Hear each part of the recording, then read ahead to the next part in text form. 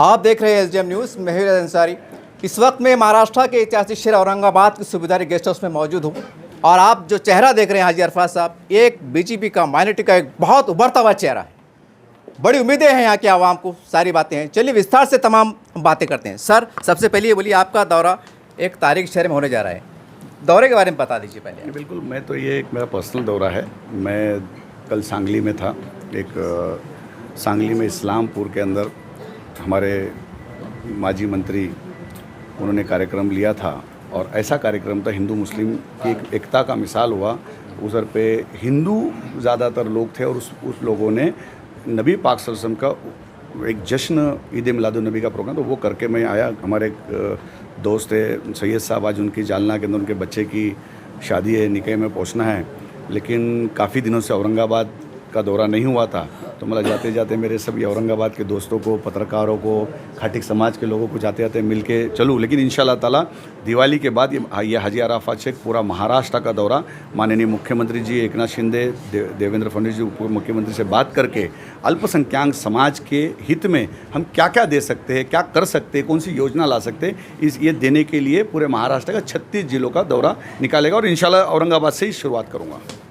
Sir, आप देखते हैं एक, अगर हम पुराने 25-30 साल पहले पीछे चले जाएं, तमाम कमिश्नरों की, मंडलों की रिपोर्ट की, आयोग की रिपोर्टें हैं कि वक्फ बोर्ड के ऊपर सही तरीके से काम कर लिया जाए तो मुस्लिम समाज को सरकार के आगे भी एक पैसा भीख या मदद मांगने की जरूरत नहीं पड़ी। तो आखिर क्या कारण है, इतनी सरकारें गई हैं जबकि सबको पता है वक्फ बोर्ड से सब उसका सोल्यूशन मौजूद है, क्यों वक्फ बोर्ड का काम नहीं होता, क्यों राजनीति होती है? देखो, एक बात बताता हूँ। सबसे पहली बात तो आपका सवाल कहीं ना कहीं गलत है। मुसलमान समाज को वैसे भी किसी की भीख मांगने की ज़रूरत है और मुसलमान मांगता भी नहीं, हम अल्लाह से मांगते हैं। और ये प्रॉपर्टी है जो गवर्नमेंट का थोड़ी कोई इसमें लेना देना है, ये तो हमारी प्रॉपर्टी, हमारे कौम की प्रॉपर्टी, हमारे बुज़ुर्गों की प्रॉपर्टी, दरगाह मस्जिदों की, हमारे खुद की अल्लाह की प्रॉपर्टी है। वक्फ यानी क्या? अल्लाह। और हमारी प्रॉपर्टी मांगने के लिए हमारी तो हमको किसी की ज़रूरत नहीं पड़नी चाहिए। तो ये तो कहता आया जब वक्फ बोर्ड का कायदा बना, ये तो पहले चैरिटी में था। चैरिटी में उल्टा क्या हो गया, मैं तो ऐसा मानता हूँ कि ये तो डाकुओं के हाथ में दे दिए सब कारभार। आज वक्फ बोर्ड के जब सीईओ को मैंने पूरा जब पढ़ रहा था तो मैंने जब उनको देखा तो पता चला कि वक्फ बोर्ड के अंदर 28 अधिकारी काम कर रहे हैं ऑफिसर बनकर। ये सवाल आप उनसे भी पूछ सकते हैं, उनको पकड़ पकड़ के पूछ सकते हैं कि आपका कार्ड बताओ। 28 अधिकारी है जो पियून है, ऑफिसर बन के काम कर रहे हैं, कोई सवाल नहीं पूछने वाला है। कमाल की बात है। उसके बाद सीईओ रिटायर हो रहा है, महाराष्ट्र की घटना में कभी नहीं होता है, उसको पद पे लेके आ गए थे इसकी पिछले वाली गवर्नमेंट ने। जो भी मंत्री जी अंदर है उन्होंने, ये अंदर होने की वजह ये अल्लाह की मार है। जो अल्लाह की ज़मीनों पे, मस्जिदों की, मदरसों की और कौम की इसके ऊपर हाथ मारेगा उसी तरीके से जेल जाएगा। किसी कारण नहीं, अल्लाह की मार पड़ेगी और जेल जाएगा। ये उसी कारण गए। मैं समझता हूँ ऐसा कि हमने उसको शेप लाना चाहिए। हमारे पास सिस्टम है लेकिन हम सिस्टम ठीक तरीके से कर नहीं पा रहे। हम इसकी मोहताजी, उसकी मोहताजी, हमको किसी की मोहताजी नहीं, हमारा सिस्टम हमको चलाना है। क्योंकि हम हमारी आवाज़ ही बुलंद नहीं करते, हमारा ठिकाना ही हमको पता नहीं है। वक्फ बोर्ड की ऑफिस औरंगाबाद में, ठीक है औरंगाबाद में, लेकिन मंत्री मुंबई में, मंत्रालय में, सारे अधिकारी मंत्रालय में और वक्फ बोर्ड की ऑफिस इधर। अब पूरे महाराष्ट्र को आना तो यहाँ 8-8 दिन, 9-9 दिन हमारा आलिम, हमारा उलमा, हमारा बांगी, हमारा इमाम इधर आके चद्दर बिछा के बैठता है और इनके आगे मोहताजी की ज़िंदगी जैसे जीता के जैसे इन्होंने काम पे रखा है। और हमारे पैसों के ऊपर हमारे इनको जो 2% मिलता है, 3% जो मिलता है, उस पैसे से ये 5 स्टार होटल में रुकते, मेंबर उसके अंदर 5 स्टार होटल में रुकते। मतलब इनका कोई ज़रूरत नहीं। अरे सब साहिब हैसियत है। सारे मेंबरों को समझना चाहिए कि ये प्रॉपर्टी कोई सरकार तो इसको कोई पैसा दे नहीं रही है, सरकार से कोई मुनाफा आ नहीं रहा है, कोई सरकार इनकी पगार नहीं दे रही है। एक पहले अधिकारी देते थे जो गवर्नमेंट सेक्रेटरी हुआ करता था, वो सेक्रेटरी उसको पगार मंत्रालय से मिलती थी, बस उतना ही हमारे बाग राहत, और कोई तीसरी हमको राहत नहीं है। हमारे पैसों से जो जुमा के दिन मस्जिदों में जो जमा होता है, ज़कात का, फितरे का जो पैसा जमा होता है, वो पैसे मस्जिदों में जमा होते हैं और मस्जिदों के पैसे वक्फ बोर्ड में जमा होते हैं और उस पैसे से ये ऐश करते। तो कहीं ना कहीं अंकुश आना चाहिए। इसलिए हाजी अरफात शेख इसके ऊपर अंकुश जरूर लाएगा। अल्लाह ने चाहा तो आने वाला कल पूरा काया पलट दिखेगा। अभी हमने नई यादी हमने भेजी है कि सबसे पहला उसमें भर्ती होनी चाहिए। ये वॉचमैन, प्यून जितने बन के अधिकारी बैठे और किसी को नहीं पता है इसके पहले वाले मंत्री ने 28 लोगों को प्यून को ऑफिसर बना दिया, रिटायर ऑफिसर को सीईओ बना दिया, डेस्क ऑफिसर को डिप्टी सीईओ बना दिया। मतलब उनकी मनमानी चल रही है और हम जाके अगर कोई चीज़ अगर बात करते तो बाहर खड़े रहो, तो ये तो हो नहीं सकता। एक तो डिसिप्लिन नहीं है, उनको कोई अधिकार ही नहीं है हमारे उलमाओं से ऊंची आवाज़ में बात करने का। फिर एक मसलक के ऊपर काम करना उन्होंने शुरू किया, उसके ऊपर हमारा ध्यान गया। तो जैसे ही पता चला तो मैंने सीईओ डिप्टी सीईओ को हकाल पट्टी का काम किया, तुरंत मैंने कहा। और उस वक्त पे जैसे ही उनको सारी पता चला कि कुछ मस्जिदों की ज़मीनों को बेचा गया, मदरसों की ज़मीनों को बेचा गया, ईदगाह की ज़मीन के ऊपर प्लॉट खड़ा कर दिया, दुकानें खड़ा कर दी, जब ये सब पता चला तो तुरंत उस टाइम के मंत्री जितेंद्र आव्हाड, पहले मंत्री तो अंदर चले गए, तो मैं बोला अगर आप इसके ऊपर ध्यान नहीं देंगे तो हम डफली नात करेंगे। पूरे महाराष्ट्र के अंदर ये हाजी अराफात सूफियों को लूँगा, उलमाओं को लेकर डफली नात करूँगा। जब ये बात सरकार पे दबाव आई तब वो सीईओ की हकाल पट्टी हुई और उसको यहाँ से जाना पड़ा। हमने कहा कि हमको अच्छा सीईओ दो, हमको कोई वो नहीं है, पर सिस्टम होना चाहिए। मेंबरों की भी उतनी जिम्मेदारी, अगर आप मेंबर बने तो आप सभी हैसियत लोगे। मैं आयोग का अध्यक्ष बना, मैं अभिमान से कहूँगा आप मेरा अकाउंट चेक कर सकते। ये हाजी अराफात शेख ने चाय तक के नहीं पिया। जो आयोग को जो मानदान मिलता है उस मानदान का भी मेरे अकाउंट में 1 रुपया नहीं आया कि वो सरकार, क्योंकि मेरा अधिकार, मैं अगर काम कर रहा हूँ, खल्के खिदमत कर रहा हूँ तो बेलोस करना चाहिए। जो पद पे आइए, जो आज आयोग की जिम्मेदारी है और मेरा समाज भूखा है और मैं पेट भर रहा हूँ, तो ये कहीं ना कहीं ठीक नहीं है। इसलिए आपको कुछ दिनों में इंशाल्लाह, जब आप दूसरी बार जब हम दौरा करेंगे और दूसरी बार इंटरव्यू देने के पहले, ये सारा चेहरा आपको इतना वादा करता हूँ, ये हाजी अराफात शेख का वादा है, किसी लीडर का वादा नहीं, आपके कौम के एक खानदान के, आपके घर के व्यक्ति का वादा है। पूरा चेहरा बदल के इंशाल्लाह वक्फ बोर्ड का आपके सामने आऊँगा। सर हम देखते हैं अभी सर पिछले हफ्ते के अंदर परभनी और बीड़ के अंदर एक बहुत बड़ा कांड, हम वक्फ की ज़मीन का 500 करोड़ मीडिया में मौजूद है। सब इतनी बड़ी घोटाला सामने आता है, वो लोग औरंगाबाद में आते हैं और कोई मुस्लिम लीडरशिप इस पर आवाज़, 500 करोड़ कम नहीं होते साहब, इसके ऊपर क्या कहेंगे आप? देखिए कैसा, यही बात है, ये जिम्मेदारी जो वक्फ बोर्ड के ऊपर इतने सारे मेंबर बना के दिए हमने, जो कौम की इतनी बड़ी बड़ी बातें करते घूमते रहते, ठेकेदारी लेते, कौम के नारे तकबीर अल्लाह अकबर करते और हम भी उनके पीछे पीछे दौड़ते, तो हमारे बच्चों को, हमारे मुस्लिम कौम को समझना पड़ेगा कि हम जिसके पीछे दौड़ रहे हैं, जिसको अपना मसीहा मान रहे हैं, जिसको हम बोल रहे हैं ये कौम का लीडर है और वो इस कमेटी के ऊपर है, तो उनका फ़र्ज़ नहीं है कि क्या हो रहा है ध्यान देना। हाजी अराफात शेख अगर बाहर से देख सकता है ये कांड हो रहा है, ये चीज़ हो रही है और हाजी अराफात कोई कंप्लेंट्स आ रही है, तुम तो सिस्टम में बैठे हो, अंदर बैठे हो, तो तुमको दिख नहीं रहा है क्या? हर मीटिंग में आपको समझ में नहीं आ रहा है क्या? हर मीटिंग में कंप्लेंट्स नहीं आ रही क्या? आप क्यों नहीं पूछते? मेरा सवाल उनसे कि 4-4 दिन 5-5 दिन जब मीटिंग आपकी होती है, हमारे पूरे महाराष्ट्र से उलमा आते हैं, तो कभी किसी उलमा को जाके उन्होंने पूछा मेंबरों ने कि आपने चाय पी? जी। आप किस मस्जिद से हो, किस दरगाह से हो, कहाँ से आए हो, किस जिले से आए हो? उन मेंबरों को, मेरा सवाल है उन मेंबरों से कि ये तुम्हारे नौकर नहीं है, ये तुम्हारे वहाँ काम पे रखे नहीं है। अपनी हमारी मस्जिद, हमारे बुजुर्गों की मस्जिद, हमारी दरगाह, इनको परमिशन कितना दिया मालूम है? अगर उनको भाड़े पे देना है तो उनको 1 साल का जी। और बोर्ड ने अपने पास परमिशन कितना लिया? 31 साल का। तो इनके आगे हाथ झुक गए। तो ये क्यों? ट्रस्ट को तुमने दबा दिया ताकि इनके पास आए, एनओसी बोगस दे देते, बिल्डर बिंदास अयाशी कर रहे, अकाउंट के पैसे, जैसे पूना के अंदर 3 करोड़ रुपए जो आए जी। और 3 करोड़ रुपए आके गलत अकाउंट में चले गए। जब हमने बवाल कर दिया, हंगामा हो गया, तब वापस वो पैसे, जिसने पैसे लिए तो उसके अकाउंट में मंत्री जी को पैसे डालने पड़े और वापस वक्फ बोर्ड के अकाउंट में पैसे आए। तो क्यों हुआ है ट्रांजैक्शन? क्यों इसकी इंक्वायरी नहीं होती? और ये सब हो रहा था, ईडी इंक्वायरी होती है, प्रेस में इंक्वायरी होती है, पत्रकार बोल रहा है, तो ये मेंबरों को क्यों नहीं पता चलता है? सबसे पहला अगर मैं कहूँगा कि इसके ऊपर मेंबरों की बहुत जिम्मेदारी होनी चाहिए, इनका ध्यान होना चाहिए। अगर आप इस पोस्ट पे बैठे तो बिल्कुल हर छोटी छोटी चीज़ का ध्यान होना चाहिए, अपने काम बांटना चाहिए। सर, आपका इशारा member of parliament Imtiaz Jaleel साहब और फौजिया खान, इनकी तरफ तो नहीं? अभी देखो, ये भी मेंबर मेरा सवाल डायरेक्ट इनडायरेक्ट है कि अगर इसमें 7 लोग बैठे तो 7 के 7 जिम्मेदार है।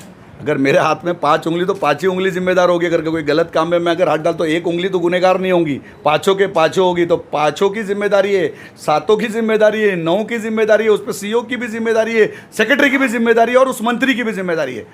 तो अगर आपको खाता मिला है, अगर डिपार्टमेंट मिला तो डिपार्टमेंट का तो आपका ध्यान नहीं, तो क्यों लेते हैं डिपार्टमेंट? इस पर क्यों शौक से चले जाते? अगर तुम तुम्हारे कौम का मुस्तकबिल संवार नहीं सकते, तुम्हारे बच्चों का एक डिसीजन अगर गलत होता है तो कई सालों की मेहनत हमारी ज़ाया हो जाती है। तो ये सारी चीज़ों का सबके ऊपर, किसी एक के ऊपर टारगेट करना मेरा काम ही नहीं है। लेकिन अगर कोई गलत करेगा तो उसके घर जाके मोर्चा निकालने की भी ताकत रखता हूँ, बोलने की ठोक के ताकत रखता हूँ। ये पहले से रहा, क्योंकि मैं सिर्फ अल्लाह से डरता हूँ। हर साल मुकाम इब्राहिम पे जाता हूँ तो अल्लाह से खूब दुआ करता, अल्लाह मेरा ईमान ताज़ा रख।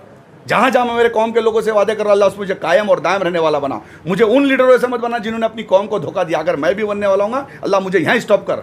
तो मुझे किसी का डर नहीं, मैं मेरे अल्लाह को राज़ी करने के लिए काम करता हूँ। दुनिया नाराज़ होगी चलेगा, अल्लाह नाराज़ नहीं होना चाहिए। यही हमारा मेन मिशन है। और ये मिशन लेके महाराष्ट्र भर ये हाजी अराफात शेख घूम रहा है। आने वाला कल इंशाल्लाह ताला जितनी बातें कहा हूँ, अल्लाह ने चाहा उससे ज़्यादा मैं कर पाऊँ, ये खास तौर पर मेरे लिए दुआ। मैं भी इंसान हूँ, हो सकती है मुझसे भी बहुत सारी गलतियाँ होगी, लेकिन अगर कोई ऐसी चीज़ होगी तो पत्रकार का काम है, आप दोस्तों का काम है, आप बुज़ुर्गों का काम है हमको बताना, तो ताकि हम उन लोगों की नॉलेज से, उन लोगों की बातें सुनकर सरकार तक के एक आवाज़ बनकर, कौम की आवाज़ बनकर ये हाजी अराफात जाएगा। और ज़रूर आने वाले कल के अंदर मेरे कौम के मुस्तकबिल संवारने में, मेरे कौम के बच्चों के मुस्तकबिल संवारने में हाजी अराफात ब्रिज का काम करेगा इंशाल्लाह ताला। सर दो ही सवाल है।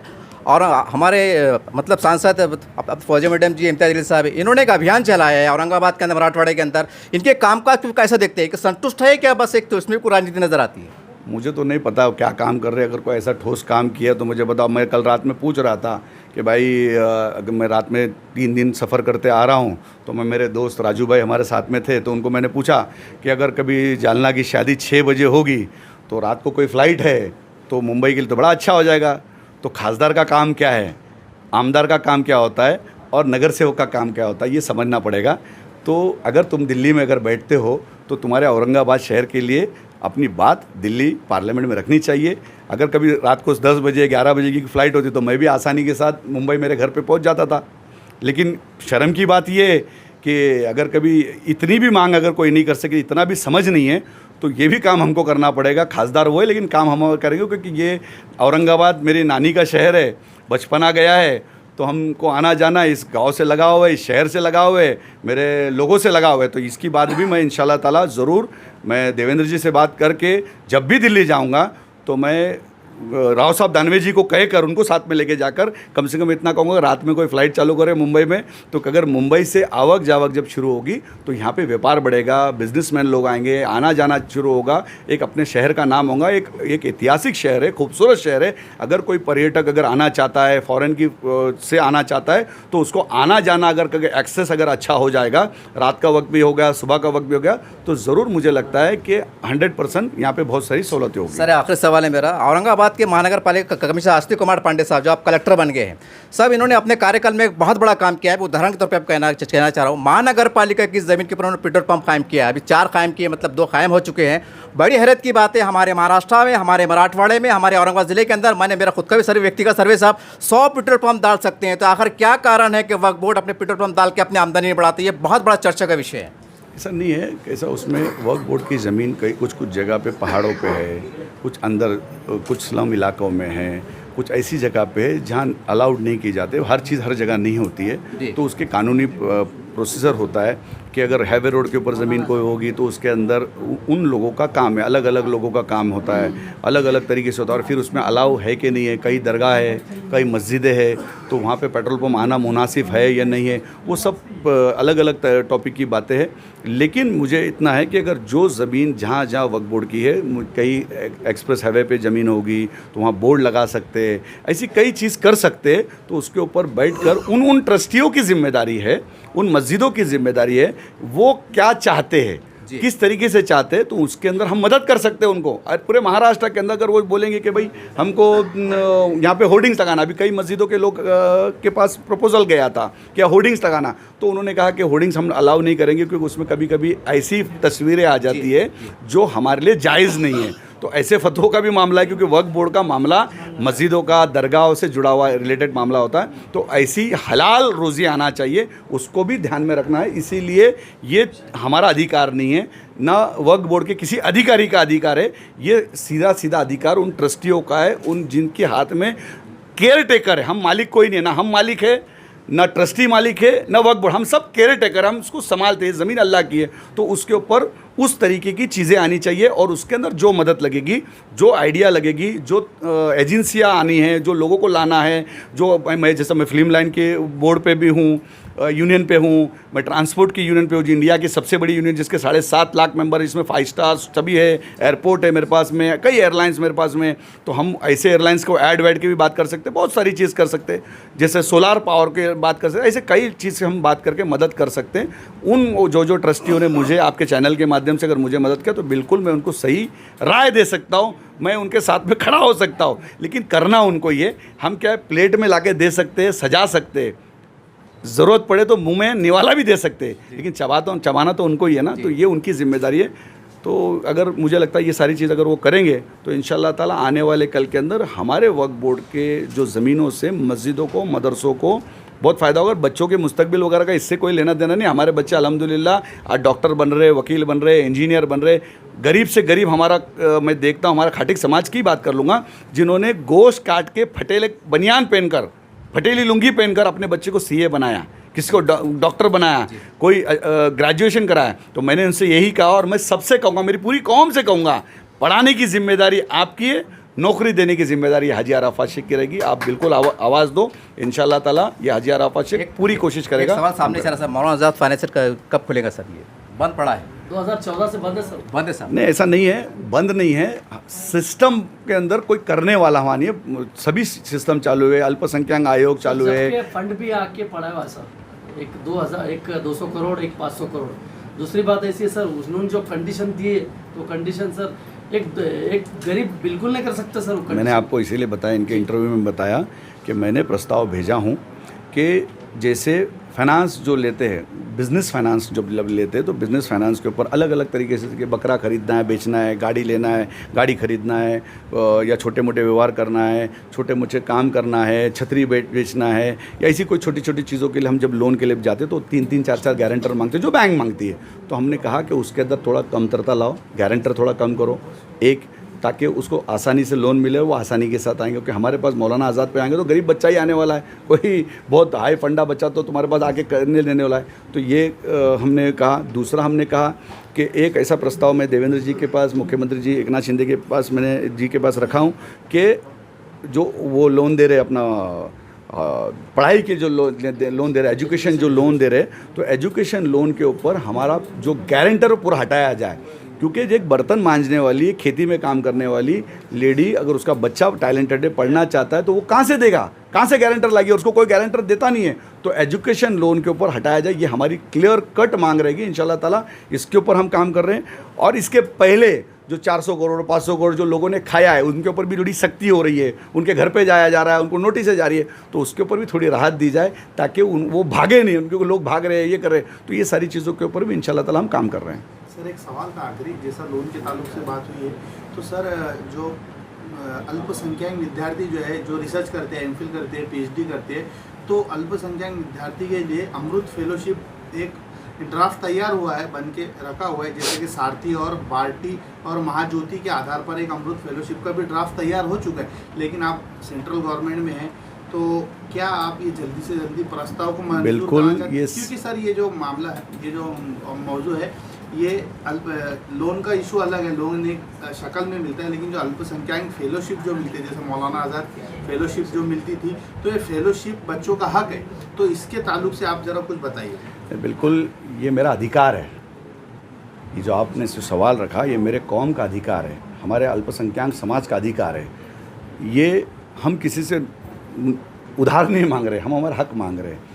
और इंशाल्लाह ताला हक मांगने के लिए ये सारी चीज़ों के ऊपर पूरा गौर फिक्र किया जा रहा है कि ये हाजी अराफात शेख जब महाराष्ट्र के मुख्यमंत्री जी के पास जाएगा, केंद्रीय मंत्री के पास जाएगा, केंद्रीय अल्पसंख्यक मंत्री के पास जब जाएगा, तो ये सारी चीज़ों के ऊपर हम बात करेंगे। इसके एडिशनल भी आगे पुलिस भर्ती हो गई और ऐसे कई सरकारी जो कमेटी के ऊपर जा सकते हैं, सरकारी स्कूलों के अंदर भर्ती है, ऐसी बहुत सारी चीज़ें जो हम बहुत कम मिकदार में हैं और हम ज़्यादा से ज़्यादा किस तरीके से जाएंगे और इसके ऊपर किस तरीके से लाना और कैसा बैठेगा, उसके ऊपर हमने कुछ सरकारी जो रिटायर ऑफिसर से हमने बात की कि हमको इसके अंदर किस तरीके से जाना चाहिए और कैसे आसानी के साथ ये चीज़ का हमको हमारा हक कैसा हम ले सके और हमारे लोगों तक कैसा पहुंचा के, उसके ऊपर बिल्कुल काम चल रहा है। अल्लाह ने चाहा तो इंशाल्लाह ताला बहुत जल्दी ये 2-4 जो चीज़ें इसके ऊपर अल्लाह हमें कामयाबी देगा।